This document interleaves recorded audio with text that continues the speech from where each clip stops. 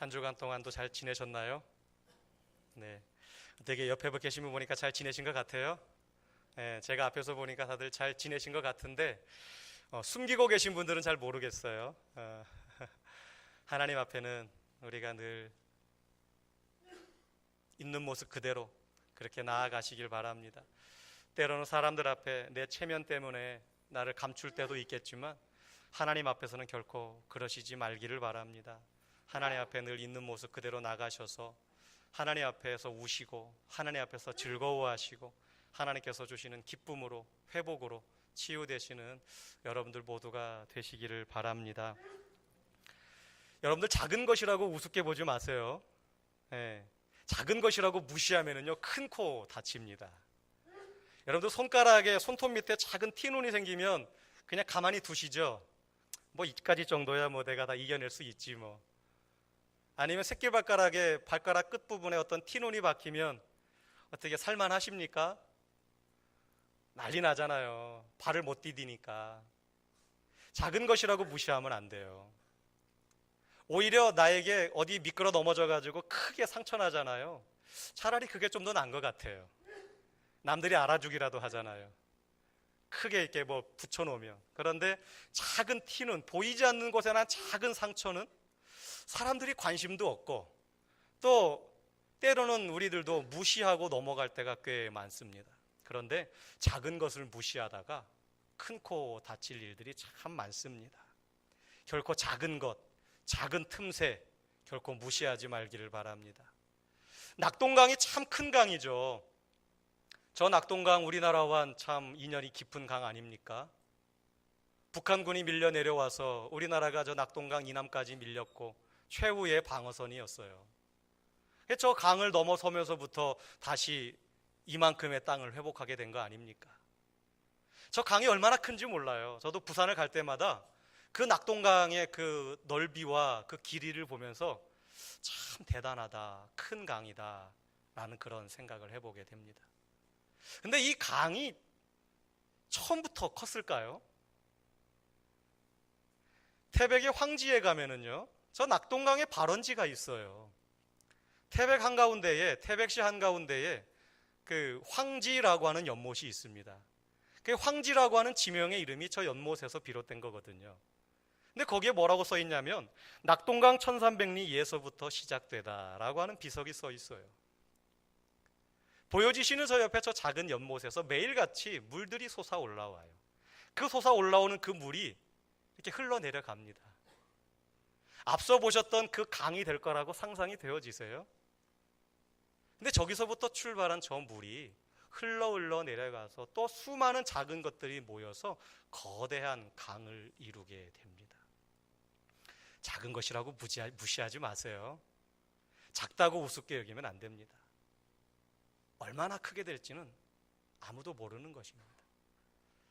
또 많은 사람들이 쓰고 있는, 또 알고 있는 구글이라고 하는 회사가 있어요. 유튜브라든가 아니면 이메일이라든가 검색이라든가 안드로이드 폰을 쓰시는 분들은 저 구글을 다 쓸 수밖에 없어요. 핸드폰 새로 사시면 저게 로그인하라 그러잖아요. 뭐 일부 어르신들은 도대체 저게 무슨 말인가 하시겠지만 뭐 핸드폰들을 스마트폰을 쓰시는 분들은 다 알아들으실 겁니다. 저 구글이라고 하는 회사가요, 애플사나 마이크로소프트사와 더불어서 세계 3대 거대 기업 중에 하나예요. 근데 저 큰 기업이 그 출발은요 참 미비했습니다.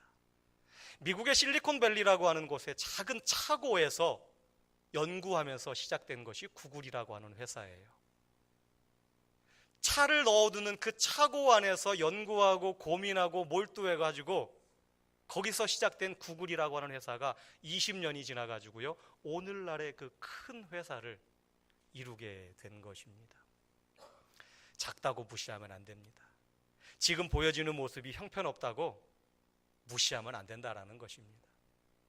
여러분들이 아이를 임신했을 때 그 아이의 초음파 사진을 보고 이것이 사람인가 하지 않았나요? 저는 처음에 그 초음파 사진을 보고요 어디까지가 사람이고 어디까지가 뭔지를 구분을 못했어요. 뭐가 있대요 거기에 점으로. 근데 저는 잘 못 알아봤어요. 조금 더 커서도 안 보이더라고요. 의사는 뭐라고 얘기해 주는데 안 보이더라고요. 그런데 그것이요, 그 작은 생명체가 세상에 태어나가지고 시간이 지나가니까요 점점점 커져갑니다. 그 작은 생명체가 그 놀라운 일들을 할 거라고 생각을 했나요? 우리가 오늘날 알고 있는 전 세계 유명한 사람들, 좀 위대한 일들을 했다라고 하는 사람들, 처음부터 위대한 사람들이 아니었잖아요. 작다고 무시하다가 큰 코 다칩니다. 에디슨을 가르쳤던 선생님, 엉뚱한 생각만 하고 엉뚱한 행동을 하다 보니까 우리들 편에서 볼 때 엉뚱한 생각이었지, 에디슨은 놀라운 꿈을 품고 있었잖아요. 그가 그렇게 위대한 발명가가 될 거라고 감히 누가 상상이나 했겠습니까? 아마 그 에디슨의 그 어린 시절 그 꿈을 잘 격려해주고 더 도닥거려 줬다면 아마 그 에디슨의 선생님도 에디슨만큼이나 유명해졌을 텐데, 에디슨을 가르쳤던 선생님은 늘 안 좋은 쪽으로 등장을 하게 됩니다. 작다고 무시하면 안 돼요. 엊그저께부터 오늘까지 지금 유초등부 아이들이 성경학교를 하고 있습니다. 고만고만한 아이들이 막 위층 아래층 막 뛰어다니고 있습니다. 때로는 시끄럽기도 하고 부딪히기도 하고, 하지만 그 아이들이요 어떤 아이들로 성장할지 아무도 모릅니다. 저 속에서 이 나라의 대통령도 나올 것이고, 저 나라에서 이 나라의 국무총리도 나올 것이고, 저 속에서 이 나라의 법무장관도 나올 것이고. 별로 동의들 안 하시네요? 내 자녀가 아니라서 그런가요? 왜 이 속에서 대통령 나오면 큰일 납니까? 아니면 저 속에서 우리나라 법무부 장관이 나오면 우리 소망교회가 큰일 날까봐, 청문회 끌려가실까봐 아멘을 안 하시는 건가요? 네. 저 아이들이요, 또 우리 중고등부학교 학생 아이들이 어떤 모습으로 성장할지 모릅니다. 작다고 무시하지 마시고요, 우리가 날마다 격려를 해 주어야 합니다. 또 반대로 생각을 해보면요, 큰 것이, 커다란 건물이 무너져 내리는 것도요 작은 것에서 시작을 합니다. 의리의리하게 지어진 최첨단 공법을 통해 가지고 만든 건물이라 할지라도요, 그것에 생긴 작은 틈바구니, 작은 금 가는 것을 무시하고 넘겨버리면은요 어느 순간에 그것으로 인해서 한순간에 와르르 무너져 버리게 되는 것입니다. 사람은 어떻습니까? 사람들도요, 사람을 망하게 하는 죄도요 처음부터 큰 죄 아니에요. 작은 죄부터 시작을 합니다. 옛날 속담에 바늘 도둑이 소도둑 된다고 하잖아요. 바늘 하나 훔친 게 뭐 그렇게 큰 대수입니까? 오늘날 말로 더 바꾸면 문구점에 가가지고 한 박스에 들어있는 작은 실핀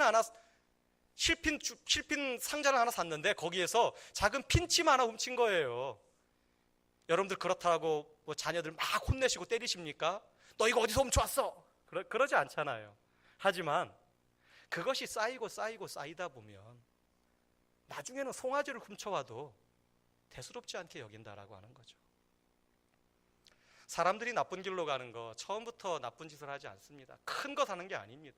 작은 것이 쌓이다 보니까 그것이 우리를 망가뜨리고 무너뜨리게 되고, 결국은 걷잡을 수 없는 그러한 사회의 죄악을 짓게 만드는 것이지요. 악한 것의 시작도 작은 틈에서부터 시작을 합니다. 하잘것없는 미혹이나 유혹을 방치하다가 결국 우리는 깊은 수렁으로 빠질 수 있음을 분명히 기억해야 됩니다. 내가 지금 행하고 있는 작은 습관들요 결코 무시하지 마세요. 그 작은 습관이 좋은 것이라면 나를 위대하게 만들겠지만 좋지 않은 것이라고 한다면 내가 그것을 방치했을 때 나를 악의 구렁텅이로 빠르게 끌고 가게 될 것입니다. 도루묵이라는 고기 아세요? 되게 맛이 좋은가요? 예, 그런 대로 먹을 만한 고기입니다. 도루묵. 근데 어떤 일이 잘 되다가 어그러져 가지고 원래 상태로 돌아갔을 때 뭐라고 이야기합니까? 말짱 도루묵이다. 예, 그렇게 이야기합니다. 그 말짱 도루묵이 된 그 사연이 있어요. 조선의 선조 때 선조라고 하는 임금이 국난을 당해가지고 피난을 가게 됩니다. 피난길에 갔는데 음식이 변변한 게 있겠습니까? 음식이 변변치 못한데 어느 한 사람이 묵이라고 불리우는 생선을 가지고 왔어요. 그 생선의 이름이 묵이에요. 묵.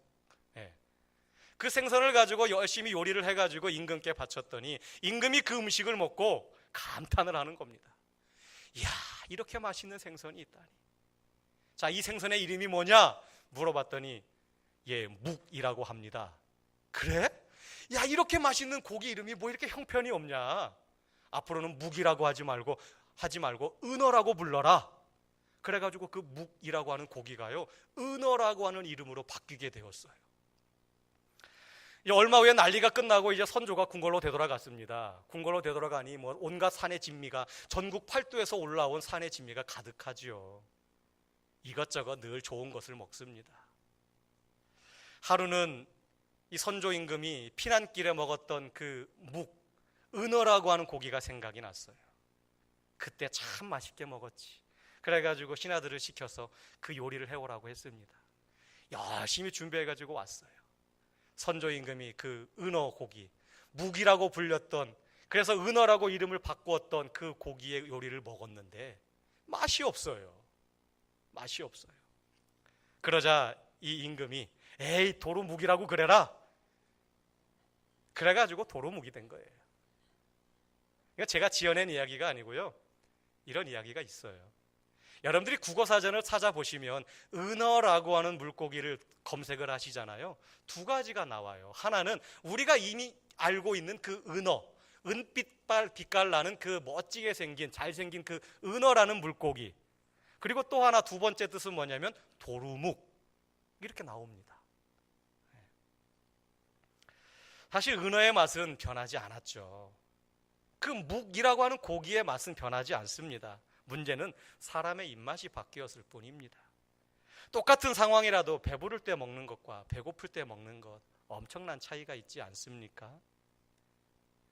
오늘 솔로몬의 경우에도요, 환경에 따라서 믿음이 달라졌어요. 솔로몬은 그대로였습니다. 그런데 솔로몬 주변의 환경에 따라서 솔로몬이 가졌던 믿음이 완전히 변질되고 말았어요. 오늘 본문 말씀을 통하여 우리의 생활을 한번 점검해 보시길 바랍니다. 과연 나의 삶에, 나의 신앙생활의 환경은 어떤 모습으로 이어져 가고 있는가? 한결같은 모습을 유지하고 있는지, 아니면 솔로몬처럼 변질되었는지 우리가 한번 살펴보기를 바랍니다. 첫째로 우리는요, 나의 믿음의 열정이 잘 유지되고 있는가 우린 점검해 보아야 합니다. 하나님을 향한 나의 믿음의 열정이 예나 지금이나 한결같은지, 아니면 더 깊어졌는지, 아니면 쇠퇴했는지 우리는 살펴보아야 돼요. 예수님을 믿었을 때 그 모습, 솔로몬이 왕이 될 당시에 솔로몬은 참 훌륭한 사람이었어요. 솔로몬이 어린 나이에 왕이 되어서 백성들을 다스릴 지혜가 없으니까 하나님께 지혜를 구하지 않습니까? 내가 너에게 무엇을 주랴? 저에게 지혜를 주십시오. 솔로몬이 날마다 하나님만 의지하고 하나님께만 나아갔습니다. 그가 성전을 건축하고 하나님께 올리는 기도의 내용이 솔로몬이 가지고 있었던 믿음을 반영해 주고 있는데요, 열왕기상 8장 25절입니다. 이스라엘의 하나님 여호와여, 주께서 주의 종 내 아버지 다윗에게 말씀하시기를 내 자손이 자기 길을 삼가서 네가 내 앞에서 행한 것 같이 내 앞에서 행하기만 하면 내게서 나서 이스라엘 왕위에 앉을 사람이 내 앞에서 끊어지지 아니하리라 하셨사오니 이제 다윗을 위하여 그 하신 말씀을 지키시옵소서라고 솔로몬이 기도합니다. 말이 기도지 하나님께 요청하는 거예요. 달라는 거예요.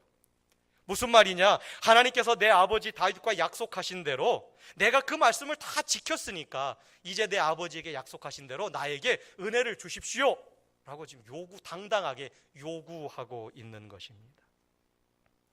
우리가 알고 있는 것처럼 솔로몬이 통치 초기에 얼마나 신실하게 하나님을 섬겼습니까? 얼마나 하나님께서 주시는 지혜로 살았습니까? 하나님의 말씀도 잘 지켰고 다윗처럼 하나님을 잘 섬겼습니다. 하나님께서 그 솔로몬을 볼 때 기뻐하셨고 전무후무한 왕이라고 말씀하고 계십니다. 그에게 지혜만 주셨나요?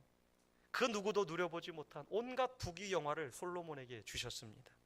뿐만 아니라 솔로몬은요, 백성들에게도 선정을 베풀었던 그런 훌륭한 임금이에요. 자기도 하나님을 잘 섬겼을 뿐만 아니라 백성들에게도 하나님을 잘 섬길 것을 강조했던 사람이 솔로몬 임금입니다. 같이 읽겠습니다. 시작. 그런즉 너희의 마음을 우리 하나님 여호와께 온전히 바쳐 완전하게 하여 오늘과 같이 그의 법도를 행하며 그의 계명을 지킬지어다. 아멘. 솔로몬이 백성들에게 하는 말이에요. 내가 하나님의 말씀을 지킨 것처럼 너희들도 하나님 앞에 말씀을 완전하게 지켜 행하라. 하나님 뜻대로 살아라. 그렇게 하나님을 향한 신앙을 강조했던 사람이 솔로몬 임금이었습니다. 그런데 불행하게도요, 그 솔로몬의 믿음이 서서히 무너져 가고 있었습니다. 다른 사람들은 눈치를 채지 못했지만 그 솔로몬의 믿음이 금이 가고 있었어요. 구멍이 생기고 있었다라는 겁니다. 무엇 때문에 금이 가고 있었고 무엇 때문에 그 솔로몬의 믿음에 구멍이 생기게 되었을까요? 오늘 본문 1절과 2절 말씀을 보게 되면요, 하나님을 사랑했던 솔로몬의 마음이 이제 우상을 숭배하는 이방 여인들에게로 옮겨져 가버렸어요. 하나님만을 바라보던 솔로몬이요, 하나님께서 금하신 이방 여인들에게 마음이 갔다니까요. 하나님만을 바라보라고 이야기했고 자기도 그렇게 했고 백성들에게도 하나님만을 바라보라 그렇게 말했던 솔로몬 임금이 이방 여인이 얼마나 예쁘고 이방 여인이 얼마나 많은 재물을 가지고 있었는지는 모르겠지만 이방 여인에게 마음을 빼앗기고 이방 여인들과 정략적으로 결혼을 하게 됩니다. 솔로몬의 부인이 1000명이었어요. 뭐 놀라지도 않으시네요. 네. 속으로 그러시나요? 나는 한 명도 힘든데. 사실 한 사람의 마음도 온전하게 맞춰가기가 쉽지 않잖아요. 솔로몬은 부인이 1000명이라고 성경은 기록하고 있습니다. 솔로몬은요, 단순히 이방 여인들과 결혼한 것, 단순히 이방 여인과 결혼한 그 표면의 문제가 아닙니다. 솔로몬이 이방 여인과 결혼을 했다라고 하는 것은요, 하나님의 명령에 아주 도전을 했다라는 거예요. 하나님의 명령에 아주 그냥 대놓고 반기를 든 겁니다. 신명기 17장 16절로 17절 말씀에 그는 병마를 많이 두지 말 것이요 병마를 얻으려고 그 백성을 애굽으로 돌아가게 하지 말 것이니 아내를 많이 두어 그의 마음이 미혹되게 하지 말 것이며 자기를 위하여 은금을 많이 쌓아두지 말 것이니라. 하나님은 분명히 이스라엘 백성들에게, 리더들에게, 지도자들에게 분명히 경고하셨어요. 세상 사람들이 하는 것처럼 그렇게 하지 말아라. 군대 힘을 강하기 위해서 수많은 말들을 쌓아놓을 것도 없고 많은 은금을 모아둘 것도 없다. 많은 여인을 두지 말아라. 내 주변에 많은 아내를 두지 말아라. 한 명이면 족하다라는 겁니다. 그런데 솔로몬은 그 하나님의 명령 앞에 보란듯이 1000명이나 되는 여인을 둡니다. 임금이니까 가능하다고요? 임금이니까 괜찮다고요? 그렇지 않습니다. 하나님의 뜻은 일부일처제입니다. 한 사람에게 한 명의 아내이지요. 하나님의 마음을 감동시켰던 그토록 훌륭하던 솔로몬의 믿음이 환경을 따라서 무너져 내려버린 것입니다.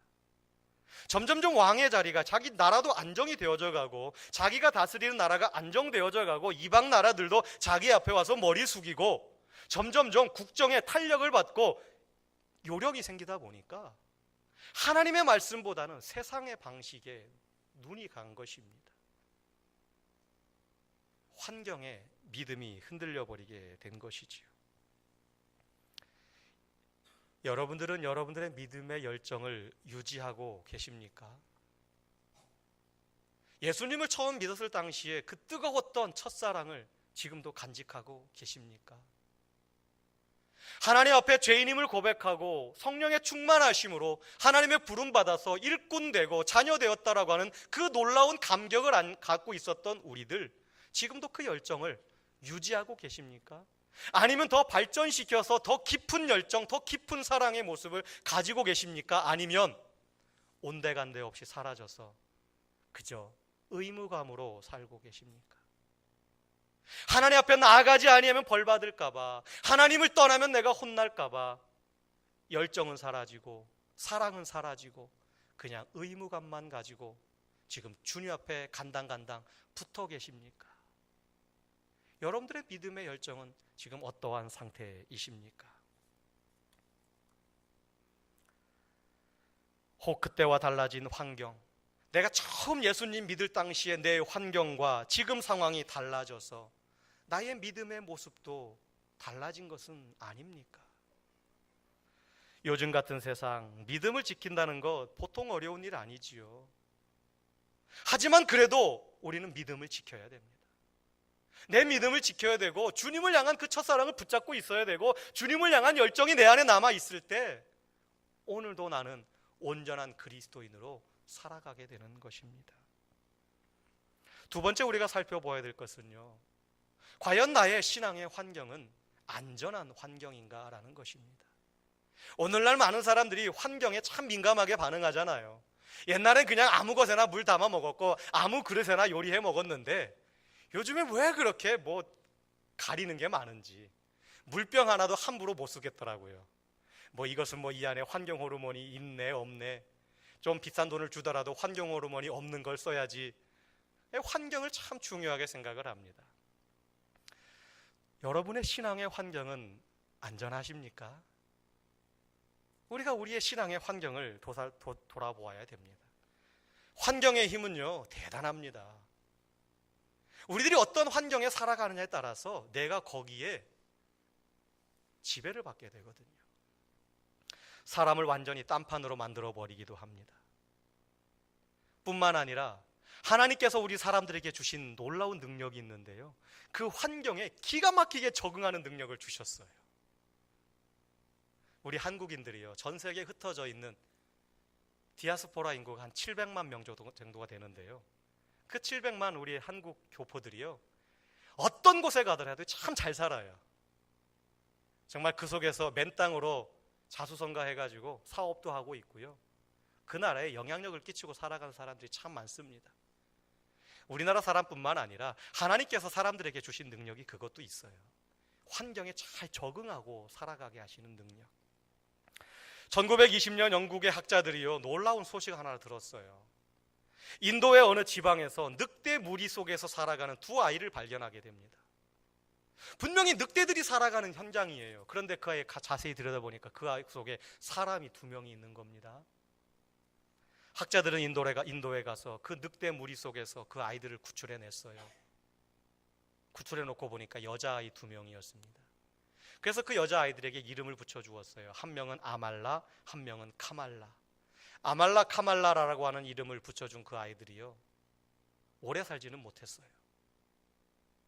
10년 이상 그곳에 그렇게 늑대와 함께 지내다 보니 이 아이들이 완전히 늑대와 같은 삶으로 변해버리고 말았어요. 네 발로 기어다니고 익은 음식은 먹지 않고 날짐승만 먹고 후각은 발달해서 저 멀리 있는 고기 냄새도 맡고 밤에 기가 막히게 움직이는 그런 늑대와 똑같은 삶이 되고 말았어요.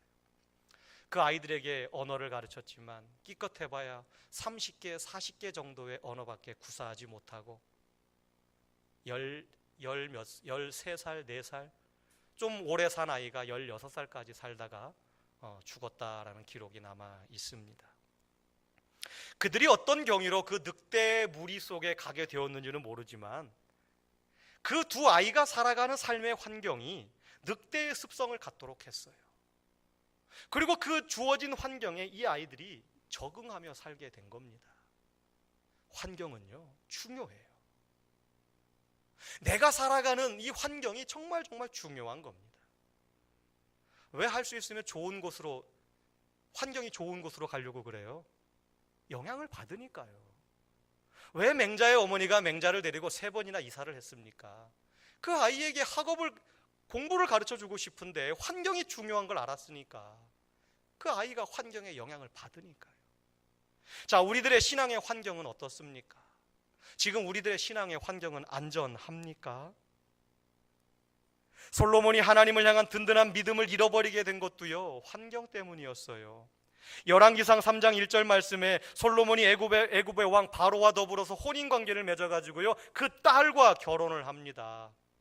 분명히 하나님은 이방 여인과 결혼하지 말라 그랬거든요. 또 애굽이 어떤 나라입니까? 선조 조상들이 노예로 살던 나라 아닙니까? 하나님께서 그곳에서 끌어내셨잖아요. 다시 그들에게 돌아가지도 말고 그들과 결혼하지도 말라.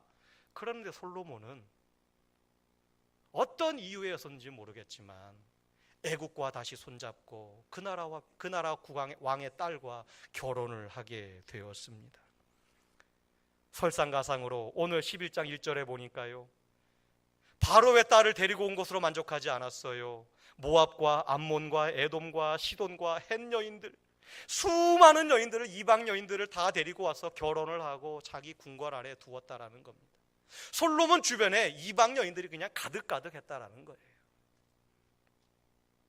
과연 그 환경이 하나님 앞에 온전히 설 수 있는 환경이었겠냐라는 거죠.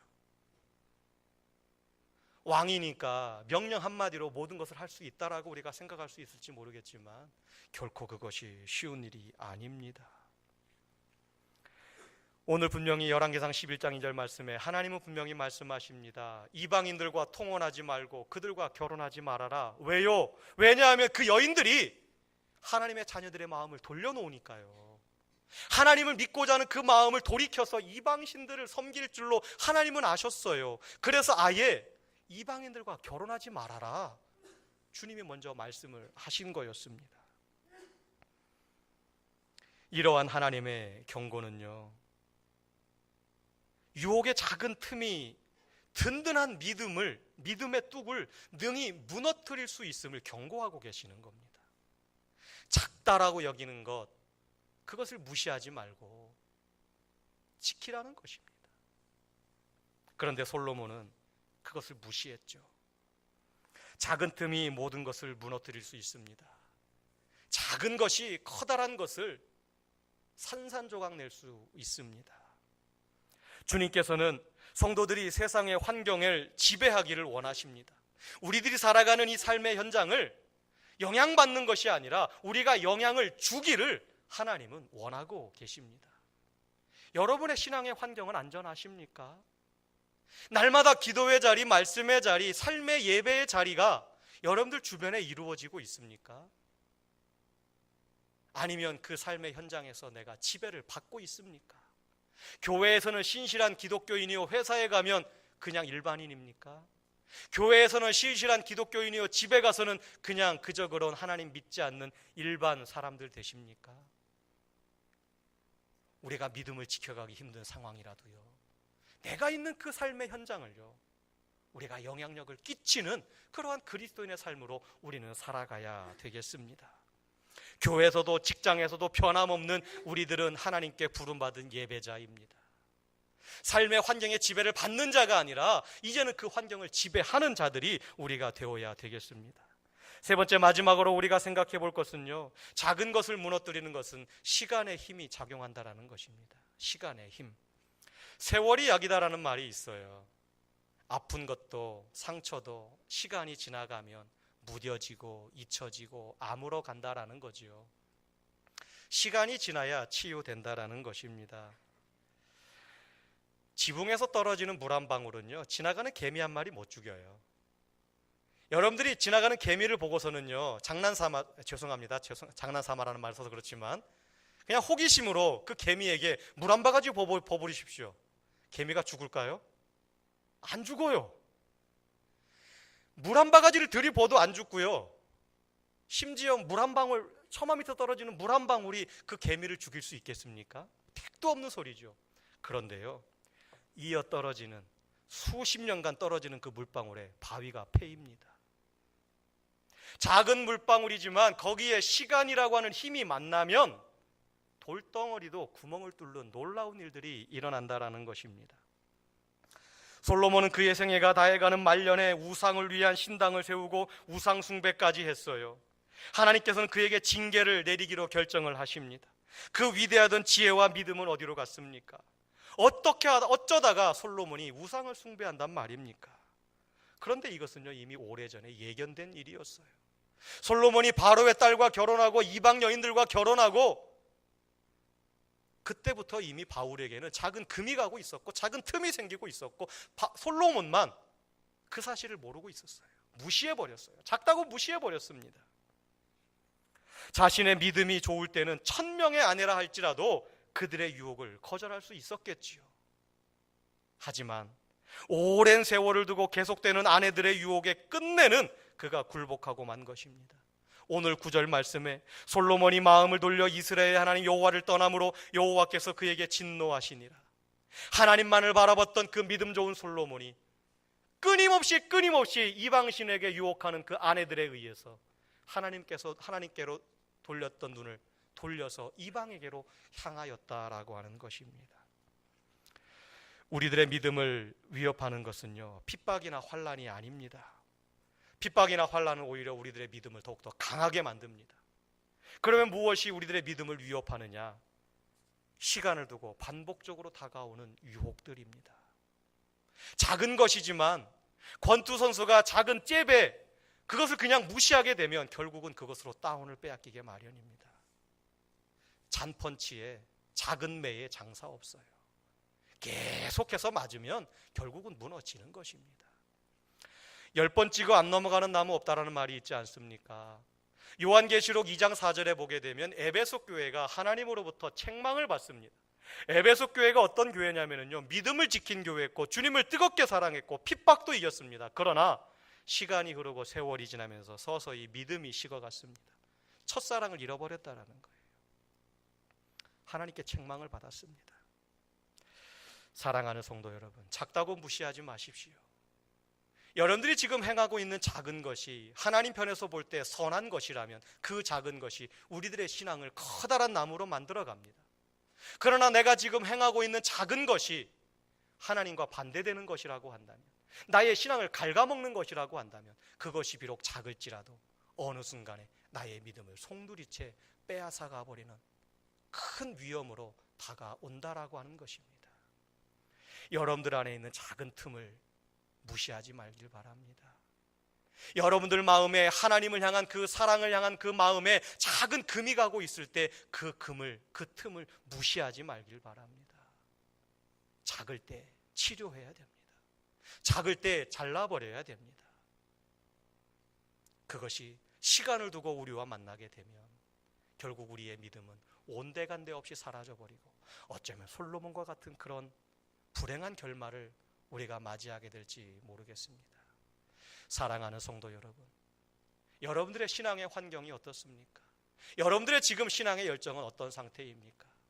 솔로몬의 경우를 우리가 귀담아 들으며 나의 삶을 잘 점검하여서 작은 것이라고 무시하지 말고 작은 것이라도 하나님을 향한 열정을 끊임없이 쌓아가고 죄악된 것은 끊임없이 잘라내어서 하나님 보시기에 아름다운 사람들로 이 시대 가운데 영향력을 끼치는 그리스도인으로 성장해 나가는 저와 여러분들 모두가 되시기를 주님의 이름으로 부탁을 드립니다.